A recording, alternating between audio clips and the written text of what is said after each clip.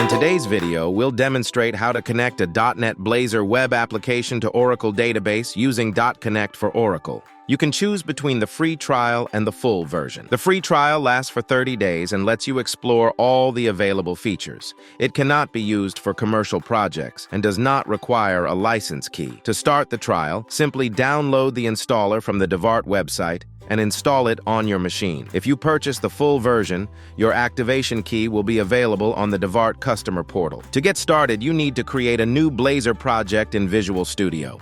Once the project is set up, you will install the necessary components to enable Oracle connectivity. Right-click on the Solution Explorer, select the NuGet Package Manager and manage NuGet packages for solutions. Search dvart Data Oracle and click Install. Your project is ready to work. In our case, we'll configure the project by replacing the default code with a pre-written script that checks the connection to your Oracle database. The video's description includes an example of this code.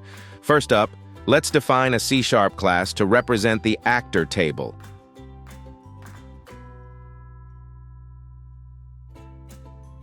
Next, we'll create a database service class. This service will handle the database connection and retrieval of actor data using the Oracle Connection class and dvart Data Oracle library. dotConnect for Oracle perfectly works with Oracle encryption extension. Additionally, you can protect your data with many encryption algorithms. For more detailed information, please refer to the link in the description.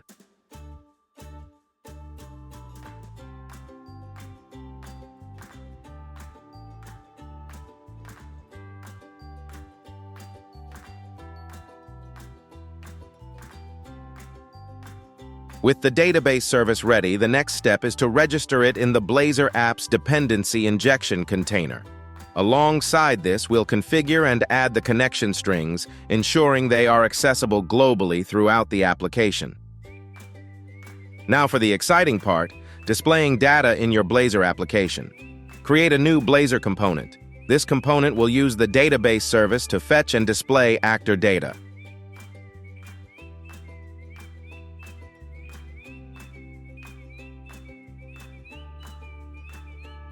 Click on the Run button to start the application. Now that the test is running successfully, you're ready to expand on this foundation.